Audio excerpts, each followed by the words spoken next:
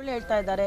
ಅದೇ ರೀತಿ ಈಗ ಒಂದ್ ನಿಮಿಷ ಸಹ ಅದ್ರ ಬಗ್ಗೆನೂ ನಾನು ಅವರಿಗೆ ಮಾತಾಡ್ತೀನಿ. ಯಾವ ರೀತಿ ಅಲ್ಲ, ಯಾರು ಕಚ್ಚಿದ್ರು ಏನು ಕಚ್ಚಿದ್ರು ಅನ್ನೋದು ಬೇಕಲ್ಲ.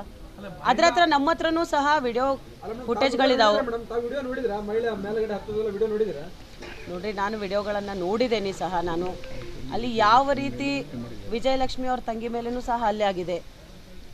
ಆದರೆ ಒಬ್ಬ ಹೆಣ್ಮಗಳಿನ ಮಾತನ್ನು ಕೇಳಿ ಮನೆ ಮಂದಿ ಎಲ್ಲ ಹೆಣ್ಮಕ್ಳಿಗೆ ಇವರು ಹಲ್ಲೆಯನ್ನು ಮಾಡ್ತಾರೆ. ರಾತ್ರಿ ಇಡೀ ಎಲ್ಲ ಅವರ ಮನೆ ಮುಂದೆ ಪ್ರತಿಭಟನೆ ಮಾಡಲಿಕ್ಕೆ ಹೋಗ್ತಾರೆ, ಅವರಿಗೆ ಹರಾಸ್ಮೆಂಟ್ ಮಾಡ್ತಾರೆ. ಯಾಕೆ ಬೆಳಗಿನ ಸಮಯದಲ್ಲಿ ಇವರಿಗೆ ಕರೆದು ಅವರಿಗೆ ತನಿಖೆ ಮಾಡಲಿಕ್ಕೆ ಸಮಯಾವಕಾಶ ಇದ್ದಿದ್ದಿಲ್ವಾ? ಅಷ್ಟು ಒತ್ತಡ ಏನಾದ್ರು ಬಂದಿತ್ತಾ ಇವರಿಗೆ ರಾತ್ರೋರಾತ್ರಿ ಹೋಗಿ ಮಾಡುವಂಥದ್ದು?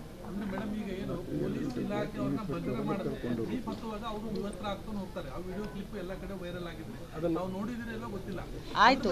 ಈಗ ನಾನು ಹೇಳೋದು ನೋಡ್ರಿ, ನಿಮ್ಮಲ್ಲಿನೂ ಇದ್ದಾರೆ, ನಮ್ಮ ಹೆಣ್ಮಕ್ಳಿದ್ದಾರೆ, ನಾವು ಹೆಣ್ಮಕ್ಳಿದ್ದೀವಿ. ಯಾರಾದರೂ ನಮ್ಮಷ್ಟಕ್ಕೆ ನಾವು ವಿವಸ್ತ್ರ ಮಾಡುವಂಥ ಮನಸ್ಥಿತಿಯಲ್ಲಿ ಯಾರ ಹೆಣ್ಮಕ್ಳು ಇದ್ದಾರಾ?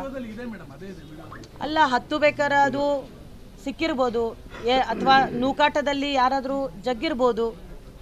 ಅದರ ಅರ್ಥ ಅವರೇ ವಿವಸ್ತ್ರ ಮಾಡ್ಕೊಂಡಿದಾರಂತ ನೀವು ಯಾವ ರೀತಿಯಲ್ಲಿ ಹೇಳಲಿಕ್ಕೆ ಸಾಧ್ಯ ಐತಿ? ಹೌದು, ಯಾಕಂದ್ರೆ ನೂಗ್ತಾ ಇದ್ರು ಅವರು, ಅವರಿಗೆ ಒಳಗಡೆ ಅವರಿಗೆ ಗಾಡಿಯಲ್ಲಿ ಹಾಕ್ತಾ ಇದ್ರು, ಅವಾಗ ಸಿಕ್ಕಿರಬೇಕು, ಅದು ಜಗ್ಗಿರ್ಬೋದು. ಆದರೆ ನೀವೆಲ್ಲ ಆರೋಪ ಮಾಡೋದು ಅವಳು ಮಹಿಳೆನೇ ಖುದ್ದು ತಾವೇನೇ ನಾವು ವ್ಯವಸ್ಥೆ ಮಾಡ್ಕೊಂಡಿದ್ದಾರೆ ಅಂತ ಹೇಳ್ತಾರೆ. ಬಟ್ ಅದನ್ನ ನಾನು ಹೇಳ್ತಾ ಇರೋದು